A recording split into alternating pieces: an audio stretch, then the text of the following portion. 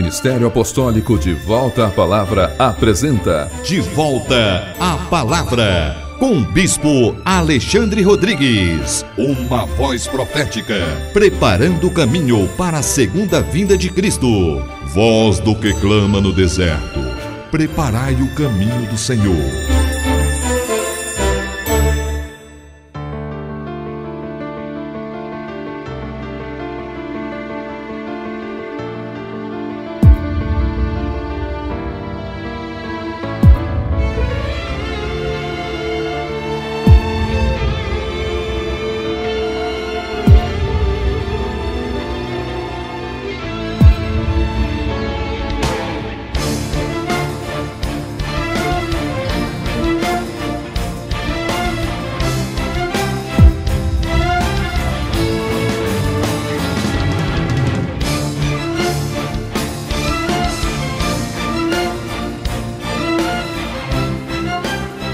Bom dia! Toda honra e toda glória sejam dadas ao nosso Senhor e Salvador Jesus Cristo, ao Senhor da Igreja e a todos vocês que estão em casa, graça e paz vos sejam multiplicadas. Este é o programa De Volta à Palavra, um programa do Ministério Apostólico De Volta à Palavra, um programa que é comprometido com a edificação do corpo de Cristo, um programa e um ministério que são preocupados com a ministração da sã doutrina, conforme se encontra nos 27 livros do Novo Testamento. É por isso que queremos convidar a você neste momento a pegar a sua Bíblia e a nos acompanhar na ministração da Palavra de Deus, sempre uma palavra direcionada, uma palavra que procura ler o Evangelho numa perspectiva atual, mostrando como que esta verdade nos alcança nos dias de hoje, sobretudo fazendo uma refutação às falsas doutrinas, aos falsos ensinamentos que se multiplicam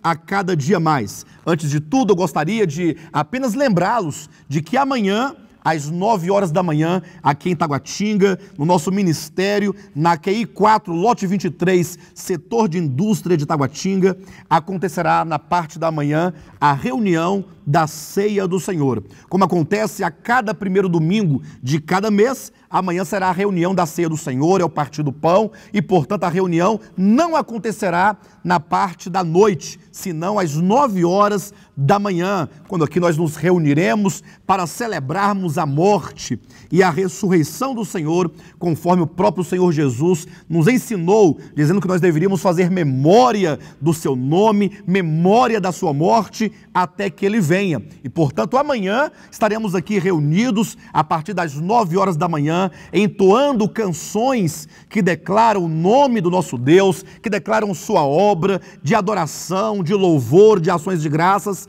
E portanto eu quero te convidar, a você e a sua família, para que vocês estejam conosco, adorando o Eterno, recebendo a ministração da ceia do Senhor, o pão e o vinho, e então sendo ministrados pela poderosa palavra de Deus, que é rica para nos salvar, que é poderosa para trazer cura, libertação e salvação. E assim nós teremos a plena consciência e certeza de que estamos sendo preparados pouco a pouco pelo Espírito de Deus, pela sua palavra, para aquele grande dia estarmos nós em pé diante do Senhor por ocasião da sua segunda vinda.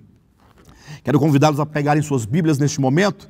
Queremos hoje dar aqui a continuação ou a continuidade das ministrações que temos feito. Estamos abordando uma série apologética. É uma série de mensagens que visam tratar de maneira específica, de maneira peculiar, sobre os principais pontos do Evangelho, demonstrando pela Escritura o que é a verdade do Evangelho de Jesus Cristo, procurando abrir a Bíblia para que assim nós possamos ter um olhar totalmente desprovido de qualquer cultura ou de qualquer achismo humano, um olhar livre de preconceitos, de conceitos adquiridos ou herdados, para que possamos absorver tão somente a verdade de Deus em sua palavra. Estamos agora falando sobre o Evangelho sem Cristo. Isto porque, embora ouvimos muitas vezes o chamado Evangelho, e às vezes até ouvimos mesmo o nome de Cristo sendo falado, mas quando nós olhamos para a Escritura, percebemos que esse Cristo apresentado muitas vezes nesses falsos evangelhos não é o Cristo da Escritura, não é o Jesus dos Evangelhos, o Jesus do livro de Atos, o Jesus das Epístolas, tampouco o Jesus do livro do Apocalipse. A própria Escritura já nos advertia de que nos últimos dias muitos falsos cristos haveriam de aparecer. O apóstolo Paulo nos orienta e nos adverte em 2 Coríntios, no capítulo 10, versículo 4, que muitos cristos, muitos falsos evangelhos haveriam de surgir. Quanto aos verdadeiros filhos de Deus, devemos ter unicamente a Bíblia Sagrada como única fonte e regra de prática e de fé cristãs. Por isso é que estamos abordando a questão do Evangelho sem Cristo, demonstrando e denunciando todos esses falsos evangelhos que se desviam da santa palavra de Deus. Quando nós falamos então do Evangelho sem Cristo, devemos nos lembrar de que o Evangelho ele tem vários aspectos. O aspecto de que estamos tratando agora é que Jesus Cristo, segundo o verdadeiro Evangelho, segundo o Evangelho da Escritura, Jesus Cristo é o Salvador da humanidade. Talvez para muitos isso seja apenas uma declaração sem muito significado, haja vista que para todos, supostamente, Jesus Cristo já é considerado e tido e visto e pregado como sendo o Salvador da humanidade. Entretanto, é preciso que nós ouçamos o Evangelho com muita atenção, porque muitas vezes se prega que Jesus Cristo salva.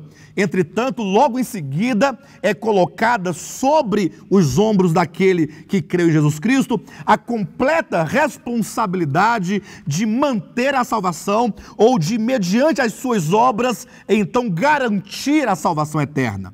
Nesse caso, Jesus não seria o Salvador pleno da humanidade, senão que Jesus Cristo apenas daria um começo e o homem então haveria de completar a sua salvação, se tornando nesse sentido um coautor da salvação. Mas não é isso o que a palavra de Deus nos declara. Quando a Bíblia diz que Jesus Cristo é o Salvador, ela o faz num sentido pleno, num sentido absoluto. Jesus é o Salvador porque ele pagou na cruz do Calvário toda a nossa salvação. A nossa redenção, ela foi efetuada plenamente por Jesus Cristo, conforme nós podemos encontrar amplamente revelado na Escritura neotestamentária. Para então fundamentar essa verdade, na última semana nós mencionamos Efésios capítulo 2, versículos 8 e 9, que claramente nos diz: pela graça sois salvos, mediante a fé, e isto não vem de vós, é dom de Deus, não por obras, para que ninguém se glorie.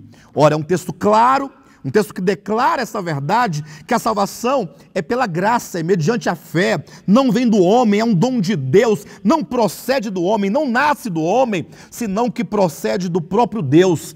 É assim que o livro do Apocalipse, no capítulo 7, nos declara: a salvação pertence ao nosso Deus e ao Cordeiro. Podemos encontrar também no livro de Jonas, capítulo 2, versículo 9, a mesma declaração: a salvação pertence ao Senhor. Hoje nós queremos então trabalhar alguns outros textos, daqui colocando algumas outras bases bíblicas, para que você possa ter uma fé sólida nessa verdade suprema de que Jesus é o Salvador absoluto do homem e que tão somente basta que nós creiamos nele, no seu nome e na sua obra, para que sejamos salvos eternamente.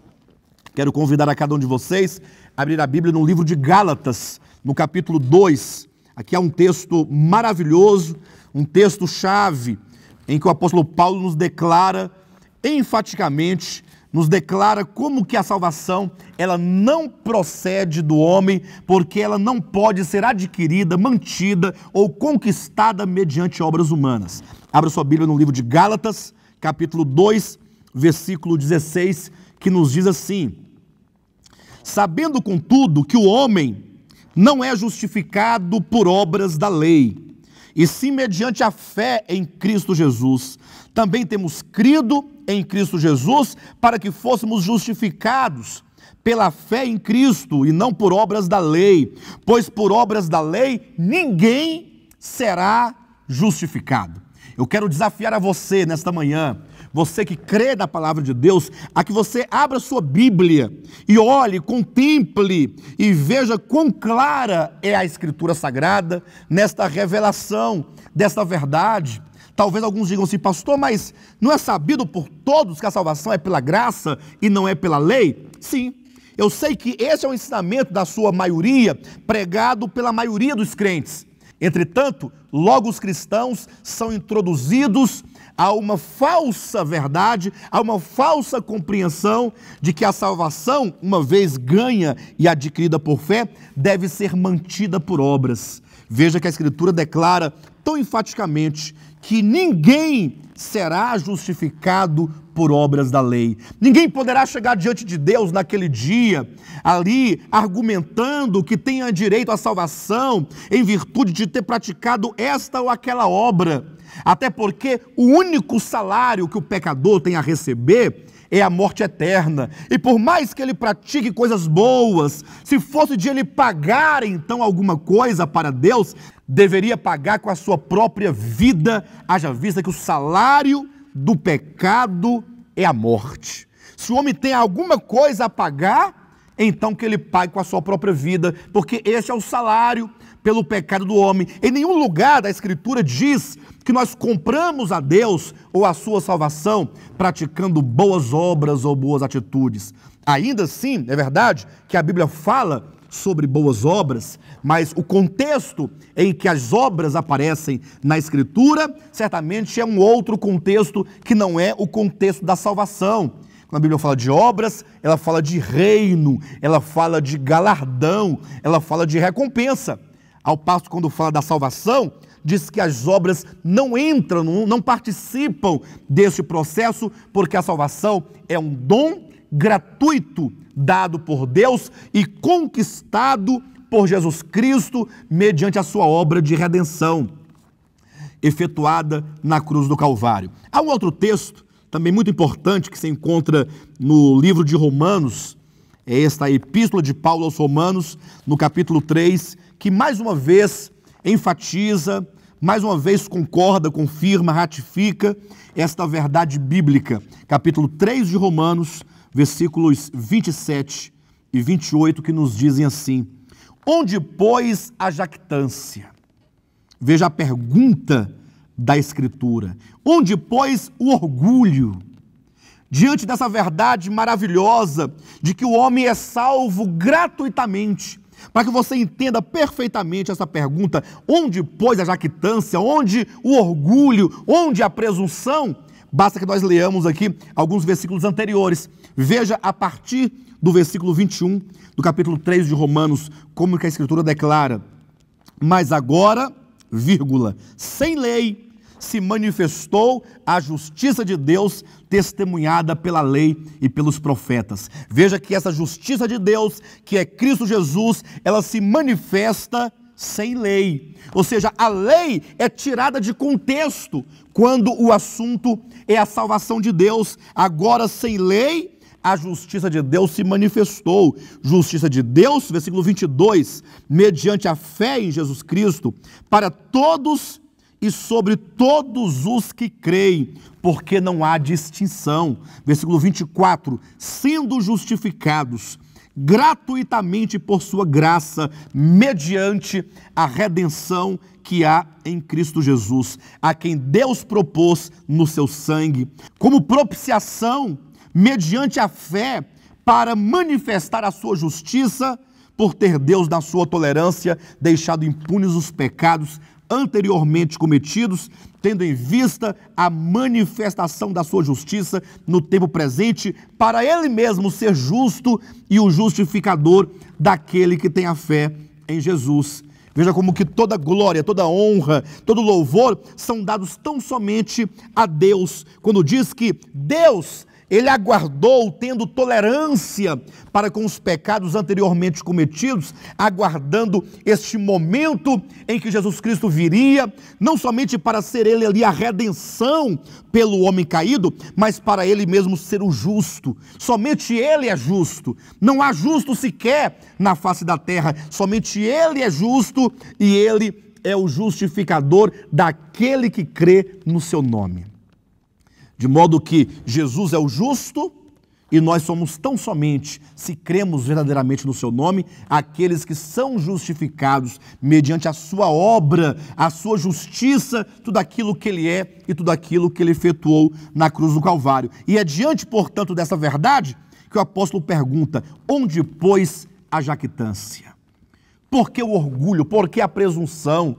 Muitos cristãos, ainda que creem na palavra de Deus, carregam sobre os seus ombros o fardo de considerarem que só serão salvos se eles procederem desse ou daquele modo, de maneira que a Bíblia diz que nós devemos descansar, tendo essa fé verdadeira, essa fé na pessoa e na obra suficiente de Jesus Cristo.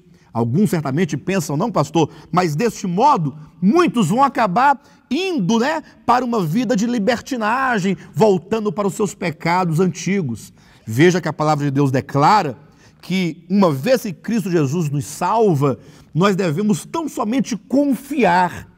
Essa fé verdadeira que opera e que leva e conduz o homem a crer em Jesus Cristo, esta mesma fé há de ser operante no seu coração, para levá-lo a não somente crer no seu nome, mas para desenvolver um relacionamento com Jesus. E é este relacionamento, esta vida de comunhão, de dependência, de contemplação, de permanência diante do Senhor, é que certamente nos trará o poder necessário para vencer o pecado. De maneira que não se vence o pecado, ou mesmo não se produz obras para agradar a Deus, simplesmente porque somos capazes ou podemos alguma coisa. A própria Escritura declara: a nossa suficiência vem de Deus. Está em 2 Coríntios, capítulo 3, versículo 6. A nossa suficiência procede do Senhor. É a lei do Espírito de vida, como um dom dessa graça maravilhosa, é que nos salva, que nos liberta, que nos transforma. Cabe ao homem, o crente, tão somente, do início ao fim de sua experiência cristã, crer somente. Começamos a vida cristã por fé. Devemos prosseguir, devemos continuar nessa mesma base, não querendo agradar a Deus tão somente com o esforço carnal, mas continuar nessa vida de dependência, de crer nele e crer que aquele que começou boa obra, ele há de completá-la até o dia de Cristo Jesus. É por isso que no livro de Colossenses, no capítulo 2 e versículo 7, diz que nós devemos prosseguir do mesmo modo como nós começamos, radicados em Cristo Jesus, ali tão somente na base da fé. Então Paulo pergunta: onde, pois, a jactância?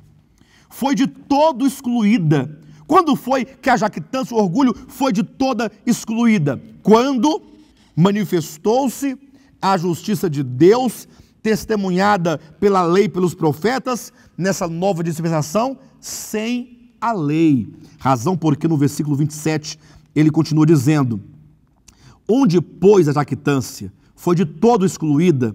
Porque lei das obras? Não, pelo contrário, pela lei da fé. É essa lei da fé é que vai ser operante dentro de nós. O livro de Tiago, ele é muito importante nesse contexto para esclarecer esta questão. Não que o livro de Tiago fosse escrito para falar de salvação por obras, não, pelo contrário, é o oposto, é para falar da salvação pela fé. Tiago nos apresenta uma fé genuína, capaz de gerar frutos, capaz de gerar resultado, capaz de produzir verdadeira transformação naquele que foi alcançado pela graça de Jesus Cristo. Na verdade, quando ele questiona ali, ele não questiona a verdadeira fé que procede de Deus, mas ele questiona a falsa fé, a fé de lábios, a fé professa, a fé religiosa, a fé daqueles que pensam que creem, mas no fundo, a sua fé é morta, porque é uma fé oriunda do próprio homem, porque a fé que vem de Deus, assim como tudo que procede do Senhor, é vivo, porque procede do seu Espírito que dá vida. Então, essa lei da fé, como diz o versículo 27, certamente é a salvação que opera dentro de nós. Não há mais motivo de orgulho, de jactância. tudo foi excluído, o orgulho foi excluído, porque a lei foi tirada de contexto. Agora pergunta-se, por que lei das obras? Não, pelo contrário, é pela lei da fé. Versículo 28, concluímos, pois que o homem é justificado pela fé, independentemente das obras da lei. Essa é uma verdade que deve ganhar o nosso coração. Certamente, nós só poderemos servir autenticamente a Deus a partir do momento que nós abrirmos mão de toda justiça própria.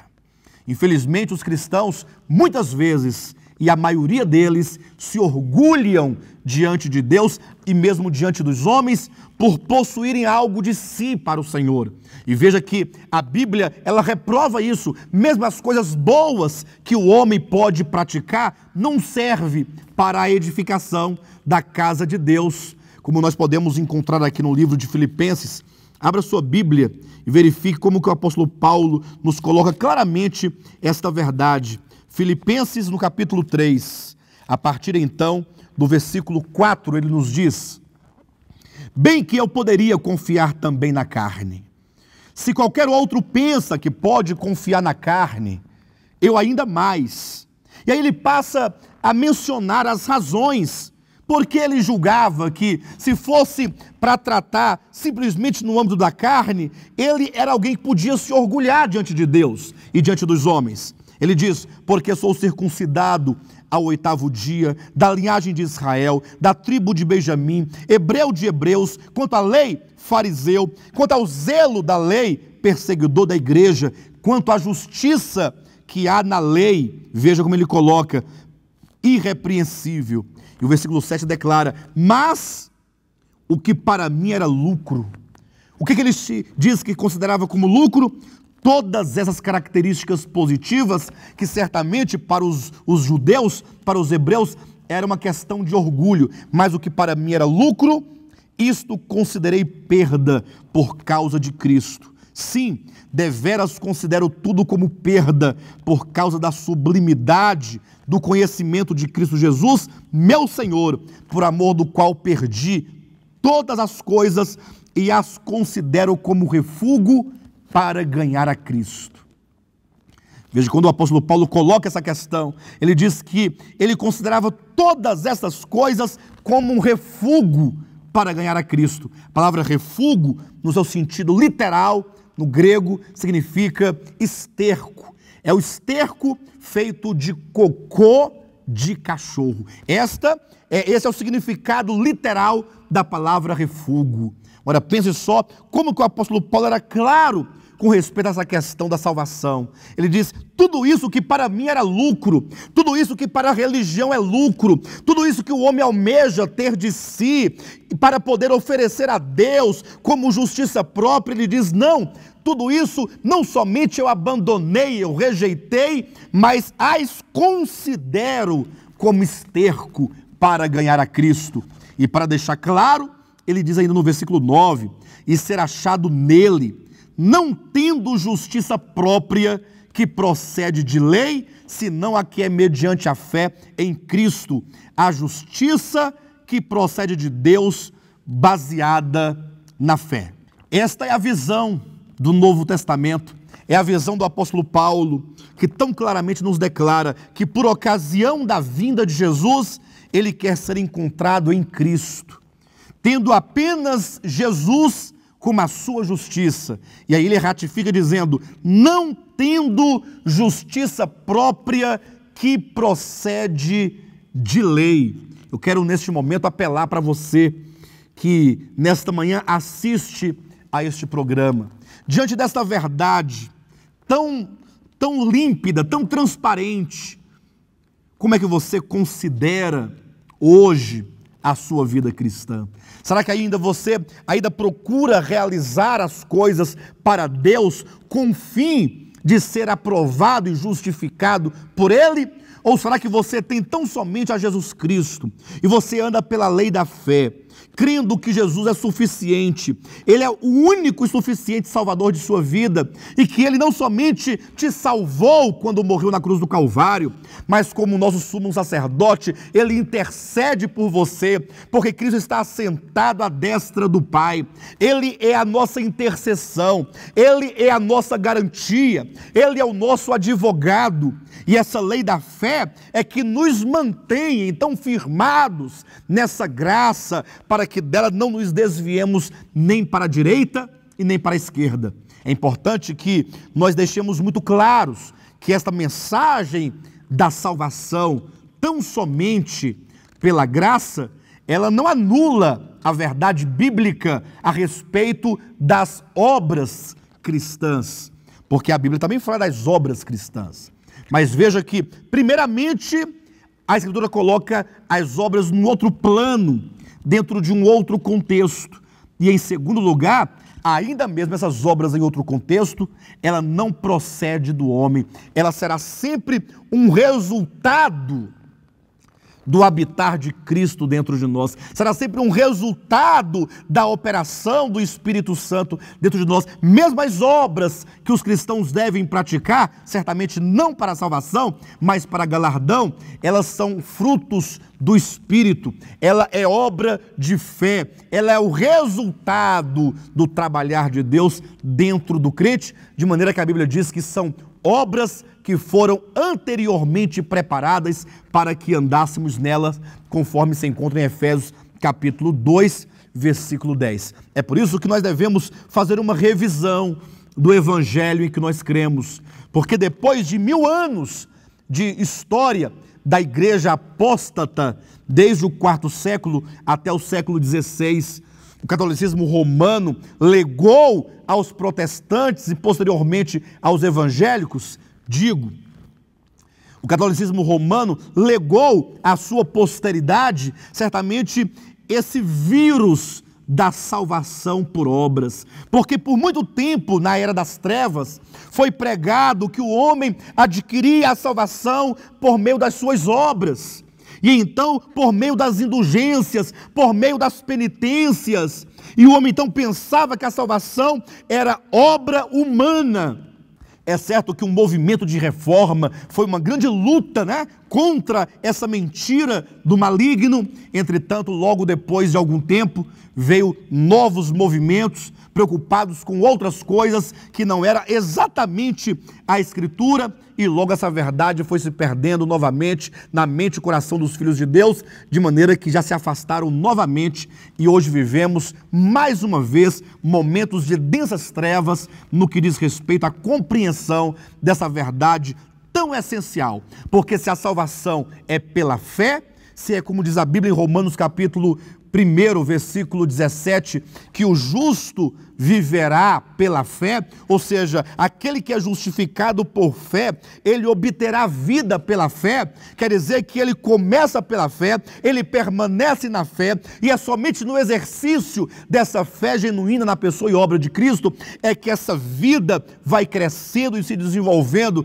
e nos levando à plena maturidade, a maturidade do Filho de Deus, para que sejamos encontrados na plena estatura do Filho de Deus por ocasião da sua vinda. É preciso reconsiderar, é preciso repensar. Por isso que nós do Ministério de Volta à Palavra estamos continuamente apelando ao seu coração, apelando à sua consciência, para que você se desperte, para que você que é um verdadeiro crente possa não somente levar adiante sua vida cristã sem reflexão, mas para que você pare por um momento esse ativismo religioso, essas atividades religiosas, essas campanhas incansáveis, todo esse movimento em busca do dinheiro, propagado pela teologia da prosperidade, para que você possa então ter um momento com Deus, contemplando a sua palavra, relendo a Escritura, relendo o Evangelho, relendo as epístolas,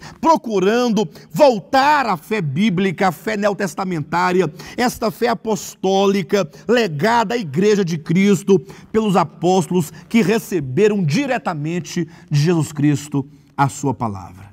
Nós do Ministério Apostólico de Volta à Palavra desafiamos a você a essa releitura, a essa reflexão. Estamos aqui para auxiliá-los neste processo. Amanhã mesmo, às 9 horas da manhã, estaremos reunidos na nossa sede, na QI 4, lote 23, setor de indústria da Guatinga, numa grande reunião da Ceia do Senhor. Vocês são os nossos convidados especiais, aguardamos por vocês. Tenham todos um bom dia e Jesus Cristo é o nosso Senhor.